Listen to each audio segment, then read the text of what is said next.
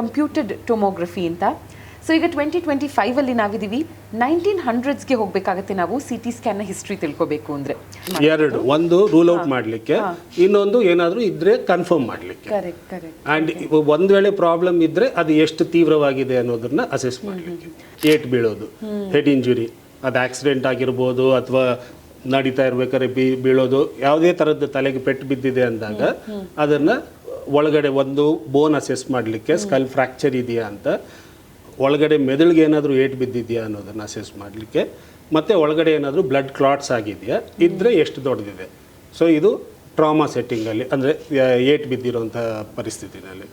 So ಈಗ ಅದು stroke ಅನ್ನೋದು ಒಂದು ಬ್ಲಡ್ ಸಪ್ಲೈ ಕಟ್ ಆಫ್ ಆಗಿ ಬ್ರೈನ್ಗೆ ಡ್ಯಾಮೇಜ್ ಆಗಿ ಅದರಿಂದ ಈ ಸ್ಟ್ರೋಕ್ ಆಗ್ಬೋದು, ಅಥವಾ ಲೈಕ್ ಸೇ ಫಾರ್ ಎಕ್ಸಾಂಪಲ್ ಈಗ BP ಜಾಸ್ತಿ ಆಗಿ ಅಥವಾ ಬೇರೆ ಏನಾದರೂ ಅಬ್ನೊಮ್ಯಾಲಿಟಿ ಇದ್ದು, ಅನ್ಯೂರಿಸಮ್ ಆ ಥರ ಏನಾದರೂ ಇದ್ದು ಅಲ್ಲಿ ಬ್ಲೀಡ್ ಆಗಿ ಒಳಗಡೆ, ಅದರಿಂದ ಸ್ಟ್ರೋಕ್ ಆಗ್ಬೋದು. CT ಸ್ಕ್ಯಾನ್ ಬಗ್ಗೆ ನಾವು ಹೇಳ್ತಾ ಇರೋದು, ಬಿಕಾಸ್ ನಾ ಆಗಲೇ ಹೇಳಿದಾಗೆ MRIನಲ್ಲಿ ರೇಡಿಯೇಷನ್ ಇಲ್ಲ. ಒಂದು CT scan is equal to ಅದೆಷ್ಟೋ ನೂರಾರು ಅಥವಾ ಥೌಸಂಡ್ಸ್ ಆಫ್ ಎಕ್ಸ್ರೇಸ್, ಅದರ ರೇಡಿಯೇಷನ್. ಸೊ ಪದೇ CT ಸ್ಕ್ಯಾನ್ ಮಾಡಿಸ್ಕೋಬಾರ್ದು, ತುಂಬ ಫ್ರೀಕ್ವೆಂಟಾಗಿ ಮಾಡಿಸ್ಕೋಬಾರ್ದು ಅಂತ. Your thoughts on that sir? Sir, ಇವಾಗ ನೀವೇನು ಹೇಳಿದ್ರಿ, ಪೈಲಟ್ನ ಎಕ್ಸಾಂಪಲ್ ಏನು ಕೊಟ್ರಿ, ಅದೇ ಥರ when you doing a CT scan, doctors ಇರಬಹುದು, ಮೆಡಿಕಲ್ ಸ್ಟಾಫ್ ಇರಬಹುದು, day in and day out ಅವ್ರು ಎಕ್ಸ್ಪೋಸ್ ಆಗ್ತಾನೆ ಇದ್ದಾರೆ. ಸೊ ನೀವು ಹೇಳಿದ್ರಿ ಒಂದು ನಿಜವಾಗ್ಲೂ ಅವಶ್ಯಕತೆ ಇದೆ ಎಂದಾಗ ವರ್ಷಕ್ಕೆ 2-3 ಸಲ ಮಾಡಿಸಿದ್ರು it is still fine, because benefit versus risk ratio ಅಂತ. ಅಫ್ಕೋರ್ಸ್ ನಮ್ಮ ಬೆನಿಫಿಟ್ಗೆ ಎಂದಾಗ ನಾವು ಒಂದು 2-3 ಸಲ ಮಾಡಿಸ್ತೀವಿ. ಬಟ್ ಡೈಲಿ ನೀವುಗಳು ಎಕ್ಸ್ಪೋಸ್ ಆಗ್ತಿರೋದು, ಡೂ ಯು ಥಿಂಕ್ ನೀವುಗಳು you are at risk also ಅಂತ? There is definitely the radiation workers are at a higher risk compared to general population. But we are not directly exposed. We also take precautions, but we still cannot avoid sometimes scatter radiation. ಈಗಾಗಲೇ ನೀವು ಕೇಳಿದ್ರಲ್ಲ, ರೂಮಲ್ಲಿ ಬರೀ patient ಅಷ್ಟೇ ಅಲ್ಲ, ರೂಮಲ್ಲಿ ಬೇರೆ ಕಡೆಯಲ್ಲೂ ಕೂಡ ರೇಡಿಯೇಷನ್ ಇರುತ್ತೆ ಅಂತ. ಸೊ ಸ್ಕ್ಯಾಟರ್ ರೇಡಿಯೇಷನ್ ಅನ್ನೋ ಒಂದು ಕಾನ್ಸೆಪ್ಟ್. ಈಗ ಅದರಿಂದನೂ ಕೂಡ ಪ್ರೊಟೆಕ್ಟ್ ಮಾಡ್ಕೊಳ್ಳಿಕ್ಕೆ ಈಗ ನಮ್ಮ ವರ್ಕರ್ಸೂ ಸೇಫ್ ಆಗಿರಬೇಕು. ಹೂ ಓವರ್ ಇಸ್ ವರ್ಕಿಂಗ್, ಟೆಕ್ನಿಷಿಯನ್ ಇರ್ಬೋದು, ಡಾಕ್ಟರ್ಸ್ ಇರ್ಬೋದು, ನರ್ಸಸ್ ಇರ್ಬೋದು, ಆರ್ ನಮ್ಮ ಸಪೋರ್ಟಿಂಗ್ ಸ್ಟಾಫ್, ರಿಸೆಪ್ಷನ್ ಸ್ಟಾಫ್ ಯಾರಾದರೂ ಇರ್ಬೋದು. ಸೊ ಈಗ ಈ CT ಸ್ಕ್ಯಾನ್ ಅನ್ನೋದು ಒಂದು ಮೆಷಿನ್ ನಾವು ಇನ್ಸ್ಟಾಲ್ ಮಾಡಬೇಕಾದ್ರೇ there are certain guidelines by AERB, atomic energy regulatory ಬೋರ್ಡಿಂದ. ಸೊ ಈ ರೂಮ್ ಈ ಥರನೇ ಕನ್ಸ್ಟ್ರಕ್ಟ್ ಆಗಿರಬೇಕು, ಆ ರೂಮಲ್ಲಿ ವಾಲ್ ಥಿಕ್ನೆಸ್ ಇಷ್ಟಿರಬೇಕು. ಈಗ ನಾವು ಹಾಕೋ ಆ ರೂಮ್ಗೆ ಒಂದು ಡೋರ್ ಏನಿರುತ್ತಲ್ಲ, ಆ ಡೋರ್ದು ಥಿಕ್ನೆಸ್ ಇಷ್ಟಿರಬೇಕು, ಅದಕ್ಕೆ ಲೆಡ್ ಲೈನಿಂಗ್ ಇರಬೇಕು. So which will prevent X-rays from leaking outside. So ಹಾಗಾಗಿ ಆ್ಯಂಡ್ ಈವನ್ ನಾವು ಅದಕ್ಕೆ ಅಲ್ಲಿ ಏನು ನಾವು ಪೇಷಂಟ್ ಮಲಗಿಸ್ಬಿಟ್ಟು ಸ್ಕ್ಯಾನ್ ಮಾಡ್ತಾ ಇರಬೇಕಾದ್ರೆ ಟೆಕ್ನಿಷಿಯನ್ ಆಗಲಿ ಡಾಕ್ಟರ್ ಆಗಲಿ ನೋಡ್ತಾ ಇರ್ತಾರಲ್ಲ, ಆ ಗ್ಲಾಸ್ ಕೂಡ is a lead glass. So the X-rays will not be leaking, should not be, and we have to do, it is our responsibility at periodic check ಮಾಡೋದು. ಅದು ಅಷ್ಟೇ ಅಲ್ಲದೆ each radiation worker is given a dosimetry badge ಅಂತ, so which they are wearing all the time whenever they are in the work premises ಅಲ್ಲಿ. So ಅದು it will keep continuously recording for whatever reason. Accidental ಆಗಿ exposure ಆಗ್ಬೋದು, ಅಥವಾ by any chance ಏನಾದರೂ ಎಲ್ಲಾದರೂ leak ಆಗಿ, ಈಗ door ಹತ್ರ ಆಗಲಿ ಎಲ್ಲಾದರೂ ಲೀಕ್ ಆಗಿ ಏನಾದರೂ more than usual scatter radiation ಬಂದಿದೆ ಅಂದರೆ, so that will record. So ಇದು every month we send this for analysis. So ಅವರು ಅದನ್ನು ಅನಲೈಸ್ ಮಾಡಿ ಹೇಳ್ತಾರೆ whether it is within normal limits or not ಅಂತ.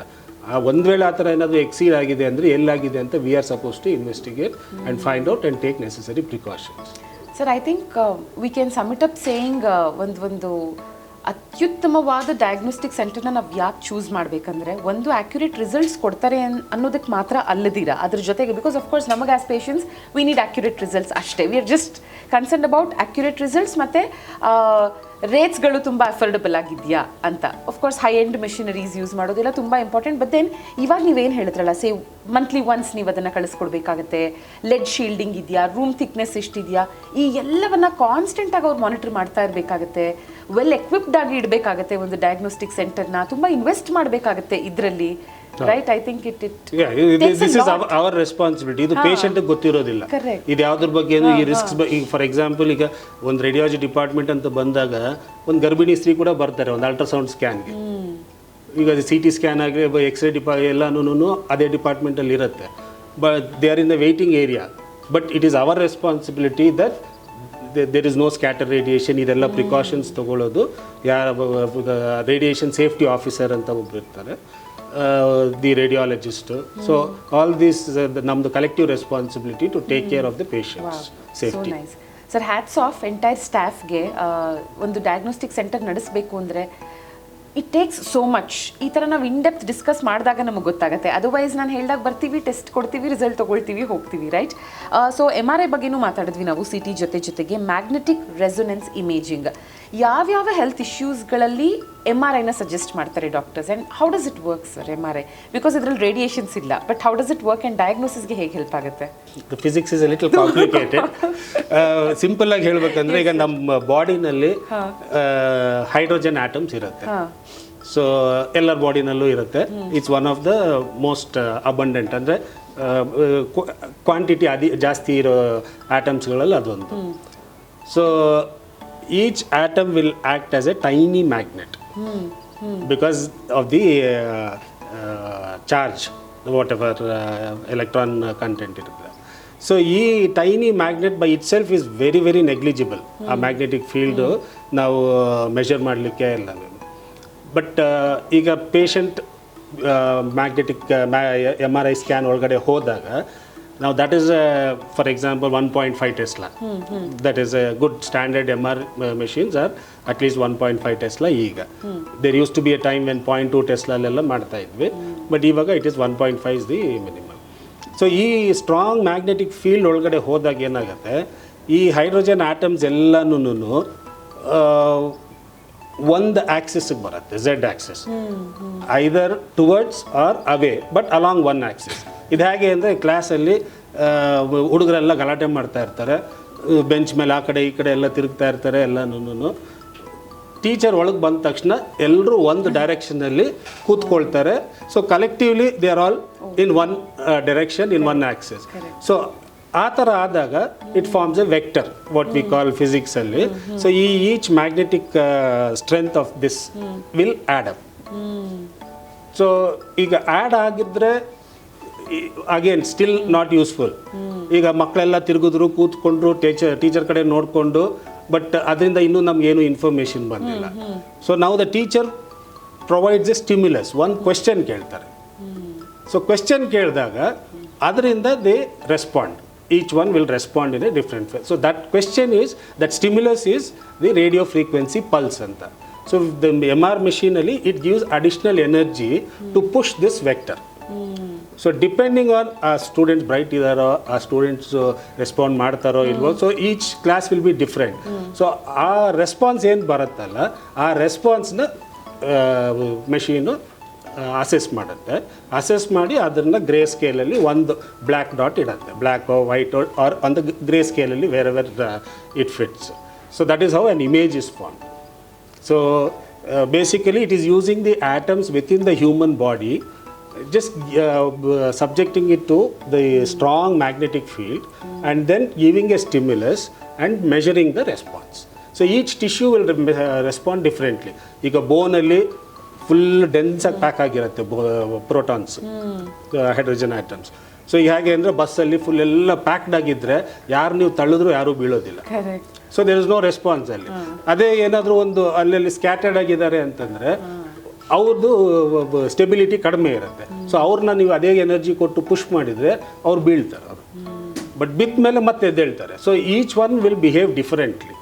ಸೊ ಅದೇ ಥರ ಈಗ ನಾರ್ಮಲ್ ಟಿಶ್ಯೂ ಯಾವ ಥರ ಬಿಹೇವ್ ಮಾಡುತ್ತೆ ಅಂತ ನಮ್ಗೆ ಗೊತ್ತಿರುತ್ತೆ, ಓವರ್ ದ ಇಯರ್ಸ್ ಎಲ್ಲ ಸ್ಟಡಿ ಮಾಡಿ. ಸೊ ಅಬ್ನಾರ್ಮಲ್ ಟಿಶ್ಯೂ ಇದ್ದರೆ ಅದು ಯಾವ ಥರ ಬಿಹೇವ್ ಮಾಡುತ್ತೆ ಅನ್ನೋದನ್ನು there is a different pattern.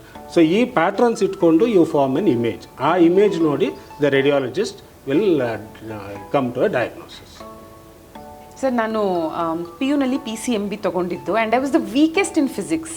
ನನಗೆ ಅರ್ಥ ಆಯ್ತು ಇದು ಇಷ್ಟು ಚೆನ್ನಾಗಿ, ಅಂದರೆ ಐ ಆಮ್ ಶ್ಯೂರ್ ಎಲ್ಲರಿಗೂ ಅರ್ಥ ಆಗಿದೆ ಅಂತ. ನಿಜವಾಗ್ಲೂ ತುಂಬ ಬ್ಯೂಟಿಫುಲ್ಲಾಗಿ ಎಕ್ಸ್ಪ್ಲೈನ್ ಮಾಡಿದ್ರಿ. ಇಷ್ಟೊಂದು ನಾಲೆಜ್ ಇರೋರು ಇದ್ದಾಗ ಐ ಆಮ್ ವೆರಿ ಶ್ಯೂರ್ ರಿಪೋರ್ಟ್ಸ್ಗಳು ಅಷ್ಟೇ ಆ್ಯಕ್ಯುರೇಟ್ ಆಗಿರುತ್ತೆ ಅಂತ. ಯಾ ಸರ್, ಆಲ್ಸೋ ಕಳೆದ ಎಪಿಸೋಡಲ್ಲಿ ನಾವು ಮಾತಾಡಿದ್ವಿ ಅಬೌಟ್ ಹೇಗೆ ಕಾರ್ಡಿಯಾಕ್ ಪೇಸ್ ಮೇಕರ್ ಇದ್ದರೆ, ಲೈಕ್ ಇದು ಒಂದು ಇನ್ಸ್ಟೆನ್ಸ್, MRI ಅವ್ರಿಗೆ ಇಮಿಡಿಯೇಟ್ಲಿ ಮಾಡ್ದಿರಾ, ಮೇ ಬಿ ಆ ಪೇಸ್ ಮೇಕರ್ನ ಪಾಸ್ ಮಾಡಿಸಿ ಆ ನಂತರ ಮಾಡ್ತೀರಾ ಅಂತ. ಇನ್ಯಾವುದೇ ಒಂದು ಸಿಚುವೇಶನಲ್ಲಿ MRI ಮಾಡಲ್ಲ ಅನ್ನೋಂಥದ್ದಿದೆಯಾ, except for someone who is having a cardiac pacemaker? ಅದೇ like I said DBS implant Parkinson's disease ಅಲ್ಲಿ ಇದ್ರೆ it's not a absolute. Contraindications ಅಲ್ಲಿ ಎರಡು ತರ, absolute contraindication, relative contraindication. ಈಗ ಅಬ್ಸಲ್ಯೂಟ್ ಕಾಂಟ್ರಾ ಇಂಡಿಕೇಶನ್ ಅಂದ್ರೆ ಅವ್ರನ್ನ ನಾವು MR ರೂಮ್ ಒಳಗಡೆ ನಾವು ತಗೊಳ್ಳೋದ್ರ ಬಗ್ಗೆ ಯೋಚನೆನೂ ಮಾಡೋದಿಲ್ಲ. ಲೈಕ್ ಪೇಸ್ ಮೇಕರ್ ಇದ್ರೆ unless it is stopped we are not going to take him at all. So deep brain stimulation ಇದ್ರೂ ಇಂಪ್ಲಾಂಟ್ ಇದ್ರೂ ಅದೇ ಥರ. ಮೊದಲೆಲ್ಲನೂ ಈಗ ಅನ್ಯೂರಿಸಮ್ ಕ್ಲಿಪ್ಸು, ಈಗ ಮೆಟಲ್ ಇಂಪ್ಲಾಂಟ್ಸ್, ಈಗ ಒಂದು ಫ್ರ್ಯಾಕ್ಚರ್ ಆಯಿತು, ರಾಡ್ ಹಾಕಿದ್ದಾರೆ, ಇದೆಲ್ಲನೂ used to be relative contraindications. ಯಾಕೆಂದರೆ ಅದು metal and we are talking of a magnet which is like, ಈಗ ನಾವು 0.1 ಟೆಸ್ಲಾ ಅಂತಂದರೆ ಈಗ ನಮ್ದು ಅರ್ಥದ ಮ್ಯಾಗ್ನೆಟಿಕ್ ಫೀಲ್ಡ್ ಇದೆ ಅಂತ ಎಲ್ರಿಗೂ ಗೊತ್ತು. This is like several thousands of times stronger than the Earth's magnetic field, the machine, what we are using the magnet. So ಆ ಥರ ಇರಬೇಕಾದ್ರೆ you can't take a risk. ಈಗ ನಿಮ್ಮದು ವಾಚ್ ಆಗಲಿ, ಕ್ರೆಡಿಟ್ ಕಾರ್ಡ್ ಆಗಲಿ, none of them will work, they will get erased. You go near the magnet, so ನಿಮ್ಮದು ಟೆಲಿಫೋನ್ದು SIM card, everything, all this one they will not work anymore. ಆಚೆ ಬಂದ ಮೇಲೂ ಕೂಡ the data will be erased because ಅಷ್ಟು strong magnetic field, those pulses will be so strong. So ಹಾಗಾಗಿ patient MR room ಒಳಗಡೆ ಹೋಗ್ಬೇಕಾದ್ರೆ ಎಕ್ಸ್ಟರ್ನಲ್ ಆಬ್ಜೆಕ್ಟ್ ಏನಿದ್ರು ಒಂದು ಹೇರ್ ಪಿನ್ನಿಂದ ಹಿಡಿದು ಪ್ರತಿಯೊಂದೂ ಹೊರಗಡೆ ತೆಗೆದಿಡ್ಬೇಕು. ಯಾಕೆಂದರೆ ಹೇರ್ ಪಿನ್ ಕೂಡ it lac like A missile, ಅಷ್ಟು ಫಾಸ್ಟಾಗಿ ಹೋಗುತ್ತೆ ಅದು, ಅಷ್ಟು ಜೋರಾಗಿ ಹೇಳ್ಕೊಳತ್ತೆ.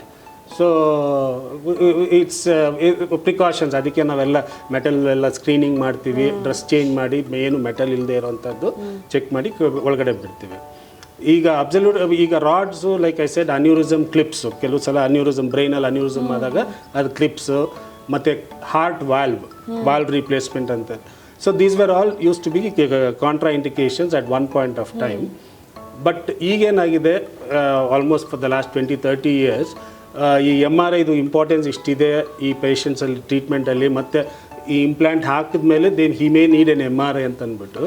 ಸೊ ಈಗ ಇಂಪ್ಲಾಂಟ್ಸ್ ಎಲ್ಲನೂ they are making it with non ferromagnetic material. Non ferromagnetic ಅಂದರೆ it will not be disturb by a magnetic field. ಈಗ ಐರನ್ ಅಂದರೆ it's a ferromagnetic material. So ಕಬ್ಬಿಣನ ಅಯಸ್ಕಾಂತದ ಹತ್ರ ತೊಗೊಂಡು ಹೋದರೆ ಅದು ಅಟ್ರಾಕ್ಟ್ ಆಗುತ್ತೆ. ಅದೇ if you take titanium, so titanium there is no effect at all. So ಈಗ ಮಾಡೋ ಇಂಪ್ಲಾಂಟ್ಸ್ ಎಲ್ಲನೂ ಆ ಥರ ಮೆಟೀರಿಯಲಿಂದ, ಟೈಟಾನಿಯಮ್ ಥರ alloys are used to make it MR compatible. So they are not absolute contraindications, but we still need to find out. ಈಗ for example ಅವರು 70 ವರ್ಷ ಅಥವಾ 80 ವರ್ಷದ ಅಜ್ಜ ಇರ್ಬೋದು, and he would have got the aneurysm clip done 40-50 years back. ಆವಾಗ they might have put the older type which is not MR compatible. So ಆದ್ದರಿಂದ the patient has to tell, ಹೇಳಲೇಬೇಕು. ಪ್ರತಿಯೊಂದು ರೇಡಿಯಾಲಜಿ ನಮ್ಮ ಕ್ವೆಶ್ಚನರಲ್ಲೂ ನಾವು ಫಾರ್ಮ್ ಕೊಡ್ತೀವಿ ಒಂದು fill ಮಾಡಲಿಕ್ಕೆ. So ಅದರಲ್ಲಿ ಫಿಲ್ ಮಾಡಬೇಕಾದ್ರೂ ಅವ್ರು ಫಿಲ್ ಮಾಡಬೇಕು ಅಟ್ಲೀಸ್ಟ್, ಅಥವಾ ಓರಲಿ ಹೇಳಬೇಕು.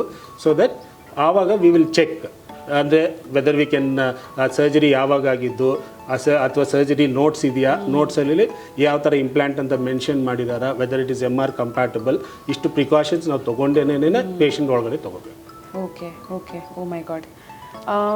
ಜೊತೆಗೆ ಇದರಲ್ಲಿ MRIಯಲ್ಲಿ ದೆರ್ ಇಸ್ ನೋ ರೇಡಿಯೇಷನ್ ಅಂತ ನೀವು ಆಲ್ರೆಡಿ ಹೇಳಿದ್ರಿ. ಹಾಗಾಗಿ ಇದರಲ್ಲಿ ಸೈಡ್ ಎಫೆಕ್ಟ್ಸು ಏನೂ ಇಲ್ಲ ಅಂತ I am assuming.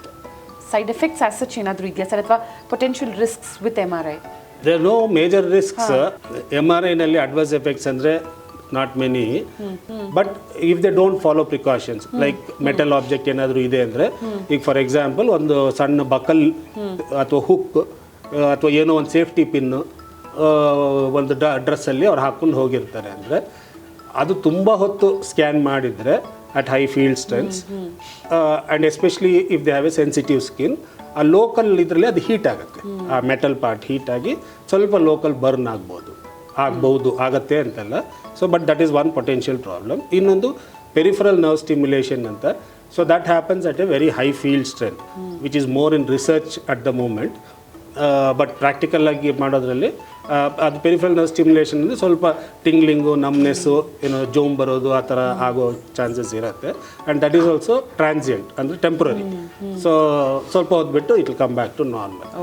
But there are no lasting side effects, permanent damage ಮಾಡುವಂಥದ್ದು ಆ ಥರ ಏನೂ ಇಲ್ಲ. ಆ್ಯಂಡ್ MR ಸೇಫಾಗಿ ಮಾಡಿಸ್ಕೊಳ್ಬೋದು. Okay, such an insightful episode ಇದಾಗಿತ್ತು. Thank you so much Gopinath sir. ಇಷ್ಟೆಲ್ಲ ನಾಲೆಡ್ಜ್ ಬಹಳ ಸಿಂಪಲ್ ಟರ್ಮ್ಸಲ್ಲಿ ಕಾಮನ್ ಮ್ಯಾನ್ಗೆ ಅಂಡರ್ಸ್ಟ್ಯಾಂಡ್ ಆಗೋ ಹಾಗೆ ಅರ್ಥ ಆಗೋ ಹಾಗೆ ನೀವೇ ದಿನ ಅದನ್ನೇ ಮಾಡ್ತೀವಲ್ಲ.